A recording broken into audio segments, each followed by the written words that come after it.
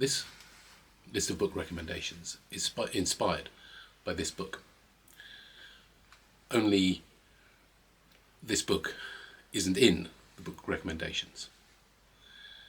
We're going to be talking about the Second World War and the uncertainty that people faced there and the books they wrote about it.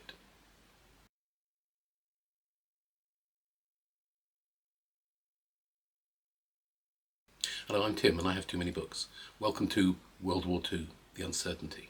As I said earlier, this list is inspired by this book. This is Slaves of Solitude by Patrick Hamilton. And it's either the best or second best Patrick Hamilton book ever written, which might mean that it's either the best or second best British book of the 20th century. Slaves of Solitude was begun in 1944, but was not finished until 3 years later. It is set in 1943 and deals with a woman approaching her 40s who flees London after bombing and ends up in a thinly disguised version of Henley-upon-Thames, living in a boarding house, a place where she has a room but has to share things like bathrooms and meal times with all the other residents of the boarding house. The major figure at this boarding house is a man called Mr. Thwaites, who is a bully and picks on our heroine particularly to try to show his mastery. He is a deeply, deeply unpleasant human being and quite possibly a Nazi.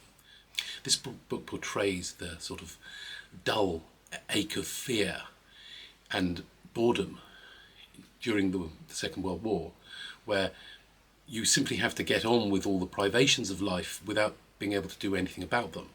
This is not about people who are fighting or people who are solving great mysteries. This is about ordinary lives disrupted by a war and an uncertainty about whether or not they are going to get through it and whether or not what they are thinking or writing or doing will have any significance if the war ends badly for Britain. This is why this book inspired me. I wanted to look into those feelings, into the feelings of those writers who wrote about the war during a very particular period in the war when we didn't know, in Britain we didn't know whether or not we would be on the winning side. It's not about being the winners of the war, because by the time the war ended we were on the winning side but not necessarily the winners. In fact, some people might say in some ways we lost an awful lot during the war. It's probably best to quickly go through the war from the British point of view. The war starts in September 1939 with Germany and the Soviet Union's invasion of Poland. Britain and France declare war on Nazi Germany, and Britain sends an expeditionary force across the Channel into France to wait for a possible clash with the Germans. This is known as the phony war because although action is taking place elsewhere in the world against Germany, in the sort of Western European theatre, in France, nothing much happens for about 9 months. This all changes in April and May 1940 when the Nazis launch their blitzkrieg against France and Britain, and they sweep those armies off the map. The British Expeditionary Force has to retreat to Dunkirk and is evacuated, and France surrenders. Britain sees itself on its own. Of course, it does have its entire empire behind it, but it is difficult to get to. Throughout the summer, we have the Battle of Britain, when Nazi Germany is trying to gain air superiority over Britain in order to launch an invasion. And while they are unsuccessful in gaining air superiority, and in fact give up any idea of launching an invasion, the fear of invasion persists in Britain from mid to late 1940 until well into 1941, and possibly until Nazi Germany launches Operation Barbarossa, which is its invasion of the Soviet Union in about April 1941. The fear of invasion, the fear of defeat still lingers. It lingers past December 1941 when the attack on Pearl Harbor puts the United States into the war, allied to Britain.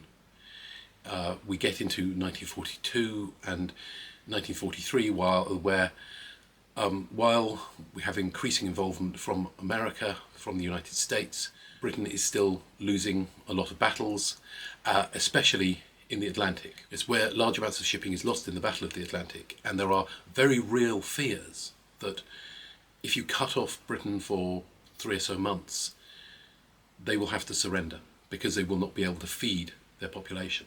There are about times in Britain about 6 weeks of food left, which sounds like plenty, except when there are only 6 weeks of food left and you're not going to be getting any more food for another 3 months or so. This is a very real and visceral fear throughout 1942, 1943, not only of a lessening of the fear of invasion, but a fear of starvation and eventual capitulation.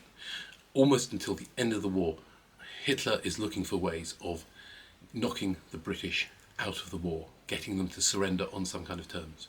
Now, Britain's attitudes change in 1943 with victories in North Africa against the Afrika Korps.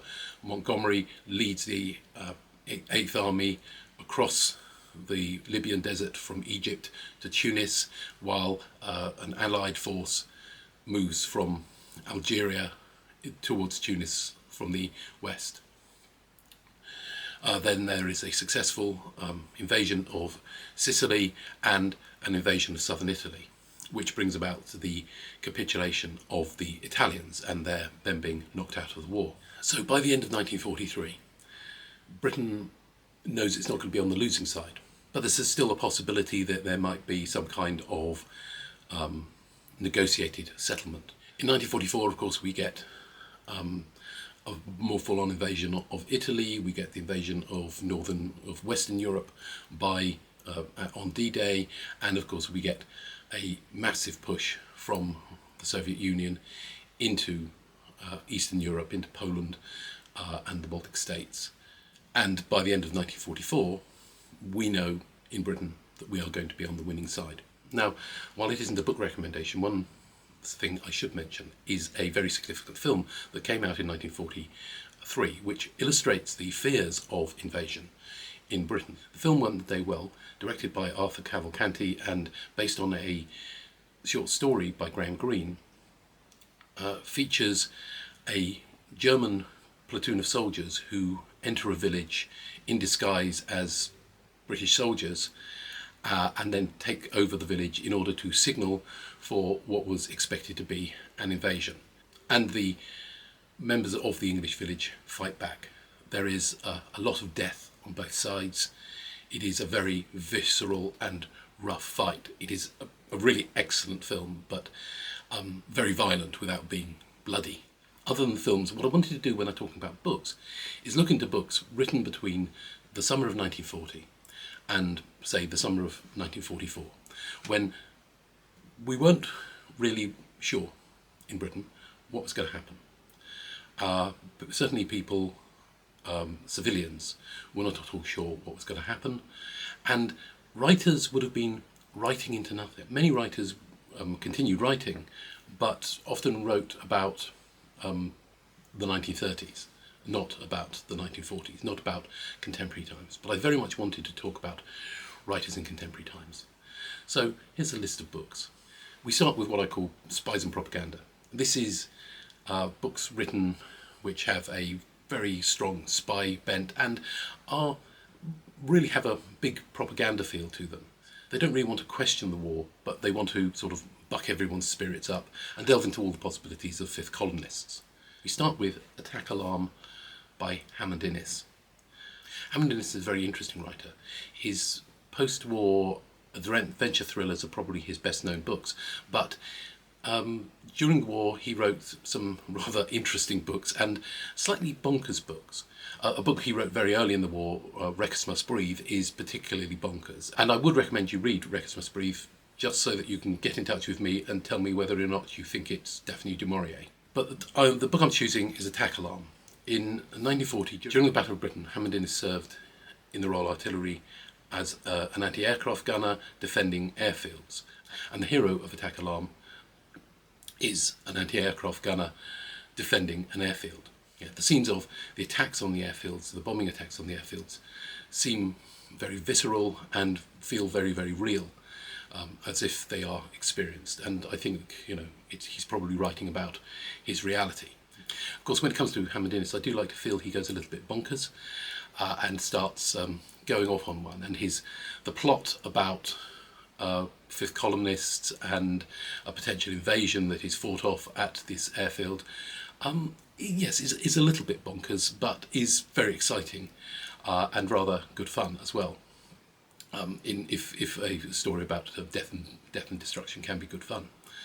The next book is Most Secret by Nevil Shute. Nevil Shute is probably best known for his books On the Beach and A Town Like Alice. These are books written after the war when he was living in Australia. And some people think of him as an Australian author because of those books. Hammond worked in the aircraft industry and was a skilled pilot, and before the war he wrote a number of thrillers about pilots getting into scrapes.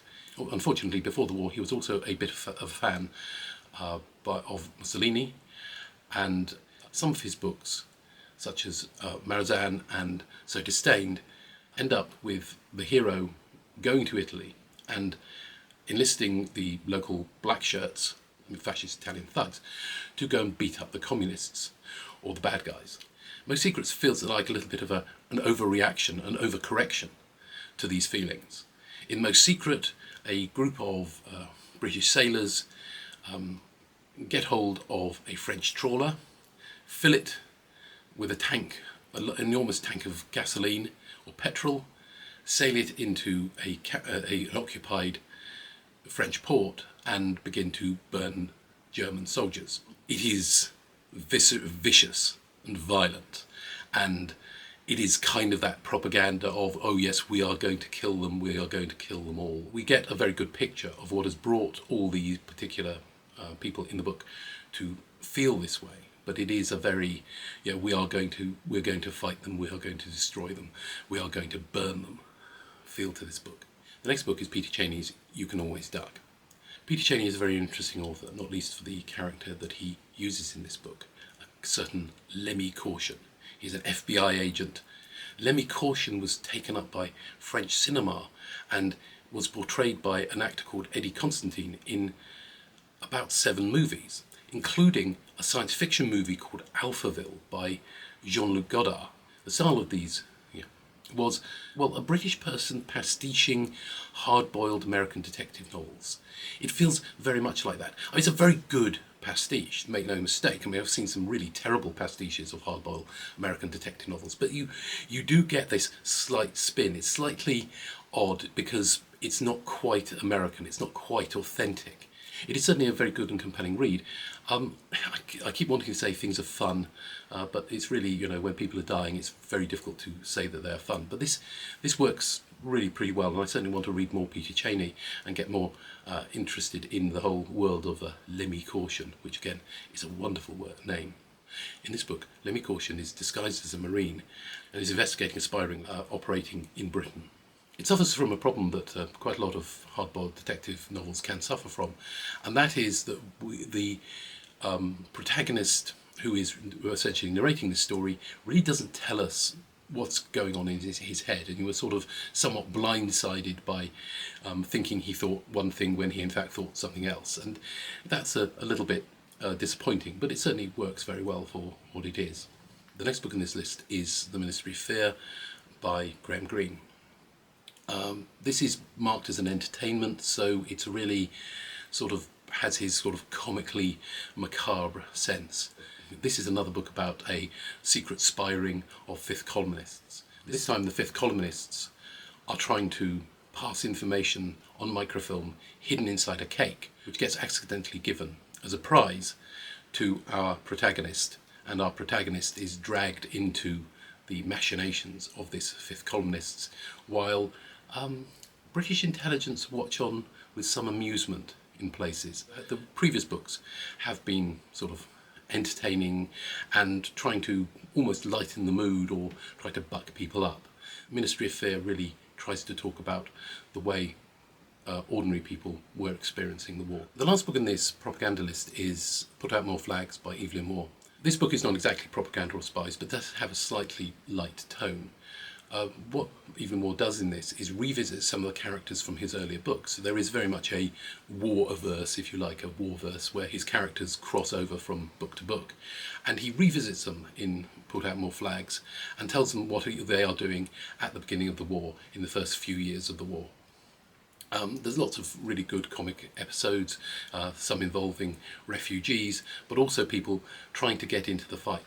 Evelyn Waugh trained as a commando in what was known as Lay Force after General Laycock, who set it up. He was not apparently a particularly good officer, but was certainly sort of involved in some very exciting things. He was shipped over to Egypt in about 1940, and then on the return, not used for fighting, but was on the return, he wrote down Put Out More Flags. Later in the war, we begin to get some more thought out pieces from Evelyn Waugh, like Brideshead Revisited, and also the Sword of Honour trilogy of books that he wrote sort of after the war. The 1940s were technically part of the golden age of British crime writing. Certainly many of the sort of golden age crime writers were still writing books during the war, but people like Agatha Christie set their books in the 1930s rather than dealing with the realities of war.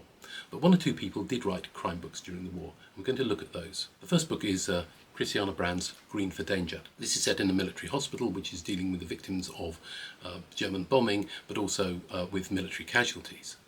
It focuses mainly on a group of nurses, one of whom may be a murderer. The murder is investigated by Christianna Brand's regular detective, Inspector Cockrell. Christianna Brand also wrote children's stories. Her Nurse Matilda books were turned into the Nanny McPhee series of movies by Emma Thompson.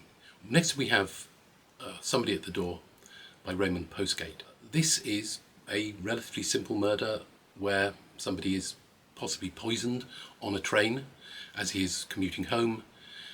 When he arrives home, he dies fairly suddenly. We then deal with all the suspects, and we get some very detailed stories of the suspects and the possibility that they might have killed somebody.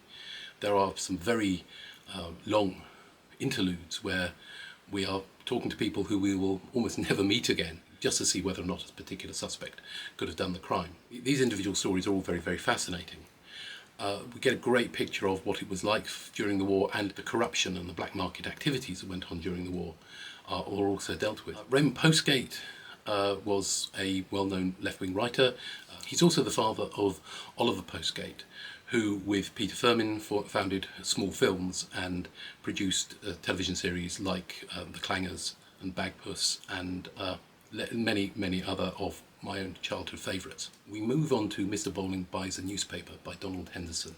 This book struck me with its fairly explicit depiction of people sort of doubting the whole point of war and wondering, whether or not we should even bother. It also deals with sex in a fairly open way as well, although you don't actually see, there aren't actually any sex scenes, but there is a recognition that people are jumping into bed together. It's about a man called Mr. Bowling. His house is bombed.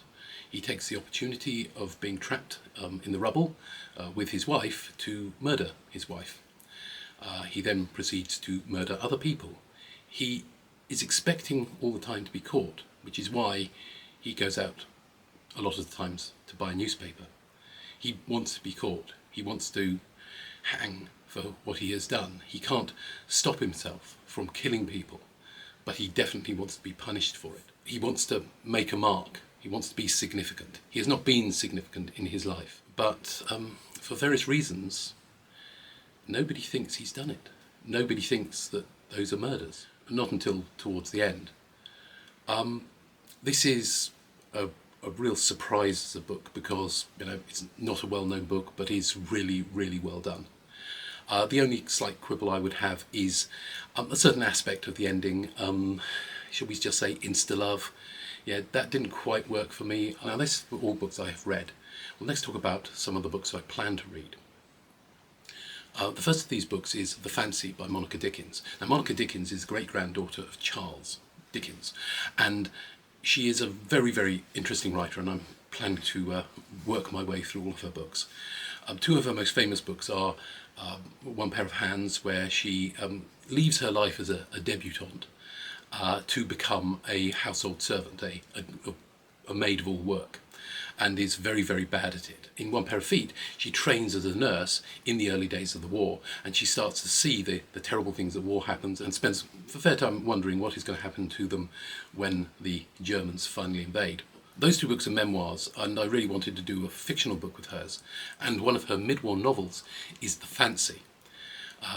After trying nursing, Monica Dickens moved into an aircraft factory where she worked out the rest of the war. And The Fancy is about a man who works in an aircraft factory, and also he keeps rabbits. Now, quite a lot of people kept rabbits in the Second World War for eating, but he seems to be keeping prize-winning rabbits, rabbits for show rather than to eat. But this book sees him and some of the women that surround him, whether they are the women working at the aircraft factory that he works at, such as his wife in a rather loveless marriage, and other women in his life. Next we have Nigel Balchin's Darkness Falls from the Air. This is about a civil servant who is being driven slightly crazy by the bureaucracy of the Second World War. He's also having to deal with the fact that in an attempt to have an open marriage, he has encouraged his wife to have an affair with a particularly unsuitable person. In the blurbs, this man is described as an artistic poseur.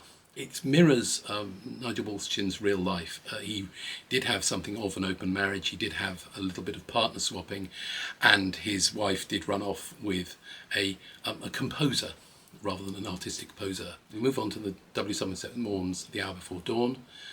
This is a spy novel. This would fit in the Spies and Propaganda section earlier. A schoolteacher, something of a pacifist, falls in love with a German woman before the war, and of course, once they get back to Britain and during the war, it turns out that she is a Nazi spy. I'm very interested in Somerset Maugham. He's a fascinating character. He was a massively successful playwright in the early 1900s. I think in 1908 he had 4 plays in the West End simultaneously. During the First World War he worked as a spy. This brought about a book called Ashendon, which was later made into a film by Alfred Hitchcock called The Secret Agent. We move on to Ethel Lina White and her book Midnight House. This is about an empty house that has been long abandoned, and the neighbours who are very curious about it and the secrets that it might hold, as it is due to be reopened sometime during the war. Ethel Lina White is probably best known for her book The Wheel Spins, which was made into a movie by Alfred Hitchcock under the name The Lady Vanishes. Elizabeth Bowen was an Anglo-Irish writer who a series of short stories during the Second World War, which were collected in a book called The Demon Lover. These are stories which tell about life during World War II, but also mix in supernatural and other mysterious elements. It's always fun to find out about books by Elizabeth Taylor, who, of course, you have to say, no, not the actress, the novelist. Her first novel, At Mrs. Lippincott's, was published during the war. It is about an RAF wife who has to go and live at a house owned by a Mrs. Lippincott, while her husband is working at a nearby RAF base. Elizabeth Taylor's best known book is Mrs. Palfrey at the Claremont, and At Mrs. Lippincott's is a similarly slightly humorous tale, but also telling a very serious story during a very serious time. Betty Miller wrote a similar book called On the Side of the Angels, which is also about a woman who follows her husband to a military base. This time he is a doctor. This is a much more serious approach to the subject, and the quote I have in front of me says it deals with the smashing psychological effects of war. Now, Betty Miller was the mother of, who was a very well-known theatre and opera director, and also first came to prominence as part of a comedy troupe called Beyond the Fringe. I had a couple of choices with Compton Mackenzie for his books written during the war. One book is called Keep the Home Guard Turning, which deals with the adventures of the Home Guard in Great and Little Toddy. Now, you may know the names Great and Little Toddy from a later book of Compton Mackenzie's, in fact possibly his most famous book, Whiskey Galore, which again features the Home Guard in Great and Little Toddy as they help store away a very large amount of whiskey that has come from a wrecked cargo ship. The particular book I want to mention, though, is The Red Tapeworm, which is Compton Mackenzie's satire of wartime bureaucracy. We have Mr. Todd being slowly driven mad by the mountains of paperwork that he has to go through. For the next couple of books, we move out of reality into science fiction. And we deal first with Rex Warner's book, Why Was I Killed? In this, the spirit of a dead soldier visits various people to ask them why he was killed. It is quite remarkable that a book with this subject matter was published during the war. Not quite so surprising that it might have been written. In terms of novels, Rex Warner is probably best known for his satire of the rise of fascism, The Aerodrome. This is a very good book and it's very well recommended, but it's slightly out of the subject area I wanted to deal with. Rex Warner was also a prolific translator and translated many Greek and Roman classics. The last of my fiction books is Olaf Stapledon's Darkness and the Light. Olaf Stapledon was a rather odd science fiction writer of the 1930s and 40s and beyond, and this wartime book looks to the future and sees two potential possibilities for the way that humanity will turn out. His most famous book is probably The First and Last Men, which deals with the future of humanity as well, but as it evolves into different forms. Just briefly to move on to a few recommendations for non-fiction books about this area.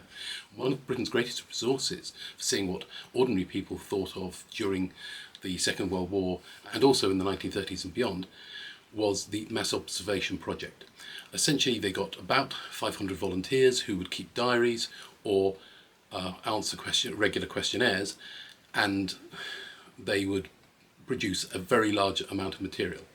Any book that deals with the civilian experience in World War II in Britain will probably rely quite heavily on some of the diaries from Mass Observation. The most famous wartime diarist in Mass Observation was possibly Housewife 49.